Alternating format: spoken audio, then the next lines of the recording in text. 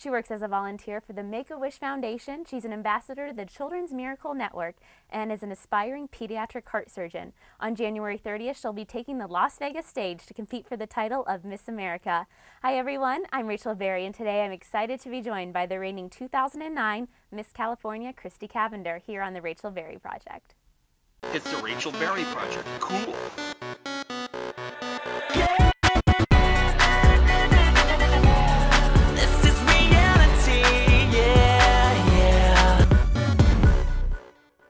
Christy, thank you so much for being here. I'm happy to be here with you. Great. So how has your year been so far as Miss California? It's been great. A little bit crazy whirlwind. I never thought I would be here, but I'm having an absolute blast. It's an honor to be here, and I'm so excited for Miss America. I bet you are. So let's go back to Fresno last June when it was down at the top 2. What was going through your mind? I was in shock at that point. I was squeezing Jenna Harvey's hands as hard as I possibly could because that was the only place I could release all of my tension and nerves. And I couldn't believe I was standing there with her. I just said, Jenna Harvey, oh my gosh, Jenna Harvey. That's the only words that could come out of my mouth. And it happened so fast that once they had called my name, I said to Jackie, who was Miss California last year, are you serious? Are they sure? She's like, they're sure. It's Aww. you. So it was an incredible feeling. The night was very surreal. I just got to watch the DVD, so it was fun to kind of relive it and see what actually happened. Yeah, that's so exciting. Congratulations again. Thank you. So what got you started competing? Well, I get asked that question a lot. A lot of people said, did you grow up in pageants? Have you been doing this since you were 2? No, I haven't. I started about 2.5 years ago. I just wanted to enter pageants to get scholarship money and to have an opportunity to dance. So I did, and I ended up as a runner-up, and then last year went to Miss California, and this year came back to win. So I've now earned about $15,000 in college scholarship money. That's absolutely incredible, and that really speaks so much about the pageant system. I think many people don't understand that it's not just about the crown, and I'm sure you're a perfect testament to that. What keeps you going through the pageants? What are you gaining from that? I guess when I first started, it was just for those reasons, for scholarship and for dance money. And then after I participated in it, I really realized how much pageants were changing me, how I was becoming a more poised, a more confident, and more intelligent young woman, how I was learning to better myself in every area of competition, and also the opportunity that came with wearing this crown. Because for me, it wasn't really about the crown, but it was about the year I would get to have while wearing the crown. I got the opportunity to go into schools, to go into hospitals, to be able to speak to young children and to inspire them and to motivate them. So for me, that's really my motivation, and that's what keeps me going. Did you ever, in the back of your mind, think that Miss California was attainable?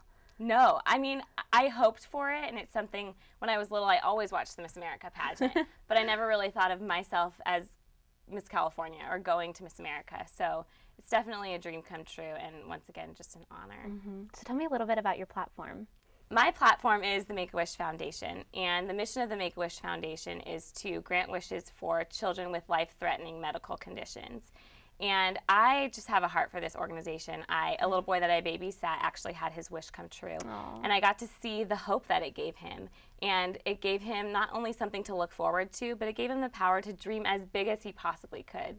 The sky was the limit, and I really knew that I wanted to be a part of this organization. So now I get to go around to schools as well, and to Kiwanis clubs, Rotaries, and speak about the Make-A-Wish Foundation. And I also get to grant wishes to children. So I'm working on a wish right now for a 16-year-old girl, and I'm really excited about that one. That's so great that you're able to be really personally involved in that. And another thing you're very active in is Children's Miracle Network hospitals. You've been touring all across the state doing that. What's that been like for you? Well, Miss America organization has partnered with the Children's Miracle Network, and I love kids, and I'm very interested in medicine. I want to be a pediatric heart surgeon. So when I became Miss California, it was one of my goals to go to all of the Children's Miracle Network hospitals in California. Because, like I said earlier, this is the one year that, because I have this crown on my head, I can say I want to go visit the Children's Hospital, and they welcome me with open arms. Wow.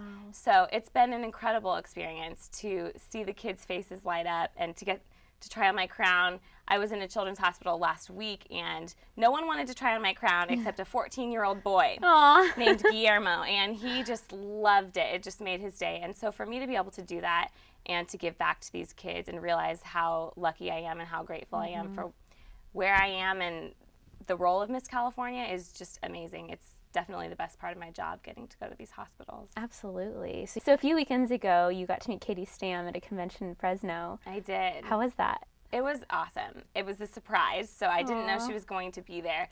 And she is an excellent communicator, but she's so real. When she was in front, you were mesmerized by her, but she wasn't intimidating in the sense of, oh my gosh, she's Miss America. She was definitely someone who you could sit on the couch with and have a conversation, and she was so gracious, and once again, just an amazing public speaker, a great role model. And I think that's something that's really neat that we see in Katie, and I see it in you too. It's just you're approachable. You're a title holder and a role model, but also you're personable, and I think that's really important to have in our community. Do you see the Miss America organization going in that direction?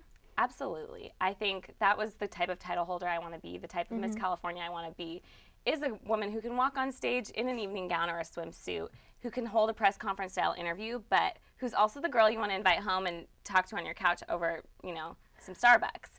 And I think that's what makes us great role models as far as being title holders in the Miss America organization, is because we're real girls. We make mistakes, we trip up the stairs, we do all of those same things, and to be able to have that sense of realness that somebody else can relate with, I think makes us even better role models and even more approachable to the general public. Definitely. So tell us a fun little fact about Miss California. A fun little fact. Well, I walk with my feet turned out. I was born like that. I'm a ballerina. I haven't fixed it yet, so I walk like a duck. And so when I'm competing on evening gown or especially swimsuit, I don't think about anything except keeping my feet straight so I don't look like a duck in those 4-inch heels. But my grandma, when I was younger, told me, Christy, you have to practice walking on the lines on the floor. We used to go to Disneyland a lot because I had a Disneyland pass. Aww. And so there's all those lines with the cement. And she said, you better walk on these lines and practice or you're never going to be Miss America. So little did we know back then that I would actually be competing for Miss America. Isn't that funny? 15 years later, but I always have to think about walking turned in. Doesn't that make you feel like you're rotating too far inward? Oh yeah, it feels it's so the weird. weirdest feeling. Because nobody thinks about walking. And so it's very natural for me, especially when I'm tired, to walk turned out. So back to Las Vegas, what kind of preparations are you doing?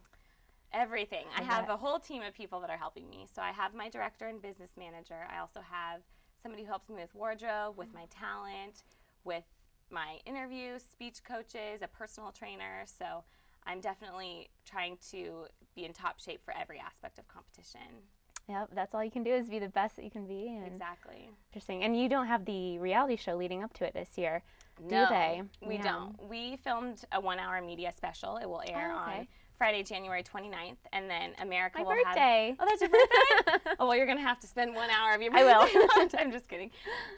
America will have the opportunity to vote 4 girls into the top 15 from that 1-hour media special. I don't even think we're going to get to watch it because we're going to be busy in Las Vegas, but hopefully everybody will vote, and then 4 of those girls will get to compete in swimsuit live on national television on January 30th. I want to thank you again so much for taking the time to be here. I think you're such a wonderful role model and a fantastic Miss California.